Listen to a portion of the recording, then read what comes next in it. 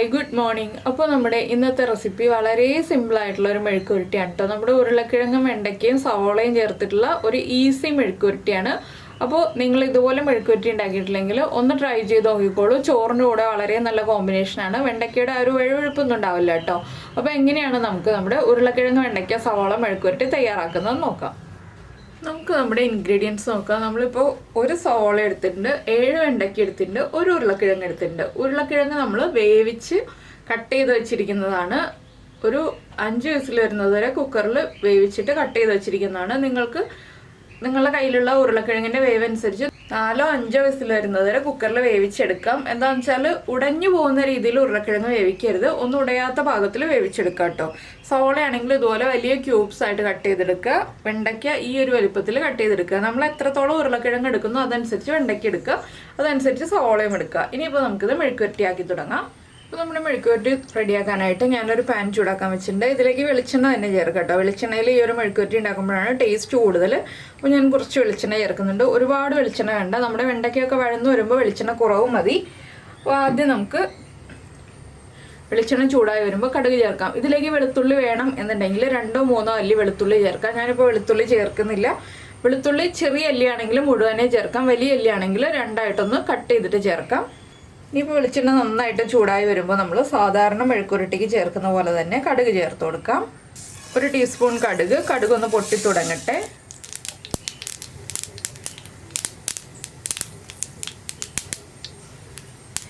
ഇപ്പോൾ നമ്മുടെ കടുക് പൊട്ടി കഴിഞ്ഞുകൊണ്ടിരിക്കുന്നുണ്ട്. നമുക്കിതിലേക്ക് കട്ട് ചെയ്ത് വെച്ചിരിക്കുന്ന സവോള ചേർക്കാം. സവോള ഇതുപോലെ തന്നെ കട്ട് ചെയ്ത് ചേർത്താലാണ് കേട്ടോ നമ്മുടെ കറി കഴിക്കുമ്പോൾ ഒരു ടേസ്റ്റ് ഉണ്ടാവുക. നമുക്ക് സവോള ഒന്ന് കടിക്കാൻ കിട്ടണം ഇടയ്ക്ക്, ആ രീതിയിലാണ് നമ്മൾ ഇതുപോലെ വലുതായിട്ട് കട്ട് ചെയ്യുന്നത്. അപ്പോൾ സവോള ഇനി ഒന്ന് കുക്കായി വരണം, അതുവരെ നമ്മളൊന്ന് ഇളക്കി കൊടുക്കുക. ഇപ്പോൾ തന്നെ ഉപ്പും ഒന്നും ചേർക്കേണ്ട ആവശ്യമില്ല. സവോള ഒന്ന് കുക്കായി തുടങ്ങിയിട്ട് നമുക്ക് ഉപ്പൊക്കെ ചേർത്ത് കൊടുക്കാം. ഒരുപാട് വഴറ്റിയെടുക്കേണ്ട ആവശ്യമില്ല കേട്ടോ. സവോള ഒന്ന് കടിക്കാൻ കിട്ടണമെന്ന് ഞാൻ പറഞ്ഞല്ലോ, ആ രീതിയിൽ നമ്മൾ വഴറ്റിയെടുക്കുക. അപ്പോൾ സവോള ഒന്ന് ട്രാൻസ്പെറൻ്റ് ആയി വരുന്നത് വരെ നമ്മൾ ഇളക്കി കൊടുത്തുകൊണ്ടിരിക്കുക. അതിനുശേഷം നമുക്ക് ബാക്കിയുള്ള കാര്യങ്ങളൊക്കെ ചേർത്ത് കൊടുക്കാം. അപ്പോൾ നമ്മുടെ സവോള ഒന്ന് ട്രാൻസ്പെറൻ്റ് ആയി തുടങ്ങിയിട്ടുണ്ട്. ഇനി നമുക്കിതിലേക്ക് നമ്മുടെ വെണ്ടയ്ക്ക ചേർത്ത് കൊടുക്കാം. വെണ്ടയ്ക്കയും കൂടി ചേർത്ത് നന്നായിട്ടൊന്ന് ഇളക്കുക. വെണ്ടയ്ക്കയുടെ കളർ ഒരുപാട് മാറിപ്പോകുന്നത് വരെ നമ്മൾ അടച്ചു വെച്ച് വേവിക്കരുത്. അടച്ചു വെച്ച് വേവിക്കുകയാണെങ്കിൽ 1 മിനിറ്റ് ഒന്ന് അടച്ചു വെച്ച് വേവിക്കുക. ഞാനിപ്പോൾ തുറന്ന് വെച്ചിട്ട് തന്നെ ഇളക്കി കൊടുക്കാൻ പോവുകയാണ്. ചെറിയ ഫ്ലെയിമിലാണ് വെച്ചിട്ടുള്ളത്. അപ്പോൾ നമുക്കിനി ഇതിലേക്ക് ഉപ്പ് ചേർത്ത് കൊടുക്കാം. നമ്മുടെ വെണ്ടയ്ക്കും ഉരുളക്കിഴങ്ങിനും സവോളയ്ക്കും ആവശ്യമായിട്ടുള്ള ഉപ്പും കൂടി ചേർത്ത് നന്നായിട്ടൊന്ന് വഴറ്റിയെടുക്കുക. ഞാൻ ഉപ്പ് ചേർക്കാതെയാണ് ഉരുളക്കിഴങ്ങ് വേവിച്ചെടുത്തിട്ടുള്ളത്, അതുകൊണ്ടാണ് എല്ലാത്തിനും ആവശ്യമായിട്ടുള്ള ഉപ്പ് ഇപ്പോൾ ചേർത്ത് കൊടുത്തത്. അപ്പോൾ ചെറിയ ഫ്ലെയിമിൽ വെച്ചിട്ട് തന്നെ ഇളക്കി വഴറ്റിയെടുക്കുക കേട്ടോ. ഹൈ ഫ്ലെയിമിൽ വെക്കരുത്, അത് പ്രത്യേകം ശ്രദ്ധിക്കുക. ഹൈ ഫ്ലെയിമിൽ വെച്ചിട്ടുണ്ടെങ്കിൽ നമ്മുടെ സവോളയൊക്കെ വല്ലാതെ വഴന്നു പോവും. അപ്പോൾ വെണ്ടയ്ക്കയുടെ കളറ് മാറി വരുന്നത് വരെ ചെറുതായിട്ട് ലോ ഫ്ലെയിമിൽ വെച്ചിട്ട് തന്നെ ഇളക്കി കുക്ക് ചെയ്തെടുക്കുക. അടച്ചു വെച്ചിട്ടുണ്ടെങ്കിൽ വെണ്ടയ്ക്കയുടെ ഒരു വഴുവഴുപ്പ് വരും, അതുകൊണ്ടാണ് നമ്മൾ അടച്ചു വെക്കാതെ വേവിക്കണം എന്ന് പറയുന്നത്. ഇനി നമുക്കിതിലേക്ക് മഞ്ഞൾപ്പൊടി ചേർത്ത് കൊടുക്കാം, കറിവേപ്പില ചേർത്ത് കൊടുക്കാം. 1 or 2 തണ്ട് കറിവേപ്പില ചേർത്ത് കൊടുക്കാം. അതുപോലെ തന്നെ ഒരു 1/2 ടീസ്പൂൺ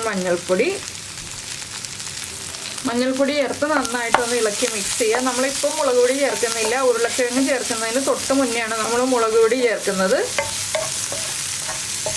അപ്പോൾ മഞ്ഞൾപ്പൊടിയും കൂടി ചേർത്ത് നന്നായിട്ട് ഇളക്കി ഇനി വെണ്ടയ്ക്ക ഒന്ന് കുക്കായി തുടങ്ങട്ടെ, അതുവരെ നമുക്ക് ഇളക്കി കൊടുക്കാം. ഇടയ്ക്കിടയ്ക്ക് എപ്പോഴും ഇളക്കി കൊടുക്കേണ്ട ആവശ്യമില്ല.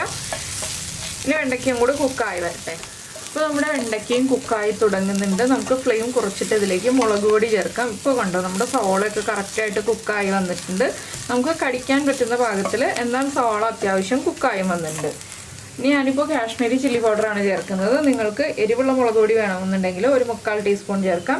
ഞാനിപ്പോൾ ഒരു 1.5 ടീസ്പൂൺ കാശ്മീരി ചില്ലി പൗഡറാണ് ചേർക്കുന്നത്. അപ്പോൾ നല്ല കളറുള്ള മെഴുക്കുരുട്ടി നമുക്ക് കിട്ടും, ഒരുപാട് എരിവുണ്ടാവുമില്ല. ഇനിയിപ്പോൾ ഈ കാശ്മീരി ചില്ലി പൗഡർ ഒന്ന് കുക്കായി വരുന്നത് വരെ 1 മിനിറ്റ് ഒന്ന് ഇളക്കി കൊടുക്കുക. വേഗം തന്നെ കുക്കായി കിട്ടും മുളക് പൊടി.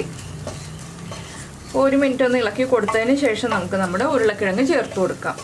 അപ്പോൾ നമ്മുടെ മുളക് പൊടിയും കുക്കായി വന്നിട്ട് നമുക്കിതിലേക്ക് നമ്മൾ കട്ട് ചെയ്ത് വെച്ചിരിക്കുന്ന ഉരുളക്കിഴങ്ങ് ചേർത്ത് കൊടുക്കാം. ഇനി ഉരുളക്കിഴങ്ങും കൂടി ചേർത്ത് നന്നായിട്ടൊന്ന് ഇളക്കി മിക്സ് ചെയ്യുക. ഉരുളക്കിഴങ്ങിലേക്ക് ആ ഉപ്പും എരിവും ഒക്കെ ഒന്ന് പിടിച്ചു വരാൻ പാകത്തിൽ നമുക്കൊന്ന് ഇളക്കി മിക്സ് ചെയ്യാം. ഉരുളക്കിഴങ്ങ് ഒരുപാട് ഉടഞ്ഞു പോകുന്ന രീതിയിൽ ഇളക്കി കൊടുക്കരുത് കേട്ടോ, അത് പ്രത്യേകം ശ്രദ്ധിക്കുക. അപ്പോൾ ഇതിൽ മുളക് പൊടി തന്നെ ചേർക്കുക കേട്ടോ. നമ്മൾ ചതച്ച മുളകൊക്കെ ചേർക്കുന്നതിനേക്കാൾ നല്ലത് ഉരുളക്കിഴങ്ങിലേക്ക് ആ മുളക് പൊടിയൊക്കെ ചേർക്കുമ്പോഴാണ് പിടിച്ചു വരാൻ എളുപ്പം. അപ്പോൾ നമ്മൾ ഇതുപോലെ ഇളക്കി മിക്സ് ചെയ്തിട്ട് ഒന്നുകൂടി ഒരു മിനിറ്റും കൂടി ഇളക്കി മിക്സ് ചെയ്തെടുക്കുക. അപ്പോൾ നന്നായിട്ട് ഉരുളക്കിഴങ്ങിലേക്ക് ഉപ്പ് ഉരുവൊക്കെ പിടിച്ച് കിട്ടും. അപ്പോൾ വളരെ എളുപ്പത്തിൽ തയ്യാറാക്കാൻ പറ്റുന്ന നമ്മുടെ ഉരുളക്കിഴങ്ങ് വെണ്ടയ്ക്ക മെഴുക്കുവരട്ടി റെഡി ആയിക്കഴിഞ്ഞു. ഏറ്റവും ഈസി ആയിട്ട് റെഡിയാക്കി എടുക്കാം. അതുപോലെ തന്നെ വെണ്ടയ്ക്കയുടെ ആ ഒരു വഴുവഴുപ്പൊന്നും ഇല്ലാതെ ഉരുളക്കിഴങ്ങിൻ്റെ ടേസ്റ്റോടു കൂടി നമുക്ക് നന്നായിട്ട് എൻജോയ് ചെയ്ത് ചോറിൻ്റെ കൂടെ കഴിക്കാൻ പറ്റിയ നല്ലൊരു മെഴുക്കുവരട്ടിയാണ്. നിങ്ങൾ ഇതുപോലൊരു മെഴുക്കുവരട്ടി ഉണ്ടാക്കി കഴിച്ചിട്ടില്ലെങ്കിൽ ഉറപ്പായിട്ട് ഉണ്ടാക്കി നോക്കൂ, നന്നായിട്ട് ഇഷ്ടപ്പെടും. ചോറിൻ്റെ കൂടെയും കഞ്ഞിയുടെ കൂടെയും ഒക്കെ കഴിക്കാൻ പറ്റിയ നല്ലൊരു റെസിപ്പിയാണ്. അപ്പോൾ എന്തായാലും നിങ്ങൾക്ക് ഈ ഒരു വീഡിയോ ഇഷ്ടമായിട്ടുണ്ടാവുമെന്ന് വിചാരിക്കുന്നു. വളരെ എളുപ്പത്തിൽ തയ്യാറാക്കാമല്ലോ. അപ്പോൾ നിങ്ങൾക്ക് ഈ ഒരു വീഡിയോ ഇഷ്ടമായിട്ടുണ്ടെന്നുണ്ടെങ്കിൽ നമ്മുടെ വീഡിയോയുടെ താഴെ ഒന്ന് കമൻറ്റ് ചെയ്യണേ. അതുപോലെ തന്നെ നിങ്ങൾക്ക് ഇഷ്ടപ്പെട്ട റെസിപ്പി ആണെങ്കിൽ ഒന്ന് ലൈക്ക് ചെയ്യാനും കൂടി മറന്നു പോകരുത്. പിന്നെ നമ്മുടെ ചാനൽ ആദ്യമായിട്ട് കാണുകയാണെങ്കിൽ നമ്മുടെ വീഡിയോ പ്രസൻറ്റ് ചെയ്യുന്ന രീതിയൊക്കെ ഇഷ്ടമായി എന്നുണ്ടെങ്കിൽ നമ്മുടെ ചാനലൊന്ന് സബ്സ്ക്രൈബ് ചെയ്ത് സപ്പോർട്ട് ചെയ്യണേ. സബ്സ്ക്രൈബ് ചെയ്യുന്നതിന് ഈ വീഡിയോയുടെ താഴെയുള്ള റെഡ് സബ്സ്ക്രൈബ് ബട്ടൺ ഒന്ന് ക്ലിക്ക് ചെയ്യുക. അതിൻ്റെ റൈറ്റ് സൈഡിലുള്ള ബെല്ലൈക്കണും ക്ലിക്ക് ചെയ്യുക. അപ്പോൾ ഓൾ എന്ന് പറഞ്ഞിട്ടൊരു ഓപ്ഷൻ കാണാം. ആ ഓളും കൂടി പ്രസ് ചെയ്തിട്ടുണ്ടെങ്കിൽ ഞാൻ എപ്പോഴും വീഡിയോ അപ്ലോഡ് ചെയ്യുമ്പോൾ നിങ്ങൾക്ക് നോട്ടിഫിക്കേഷൻ വരും. അപ്പോൾ എന്തായാലും നമുക്ക് നമ്മുടെ അടുത്ത റെസിപ്പിയുമായിട്ട് അടുത്ത ദിവസം വീണ്ടും കാണാം.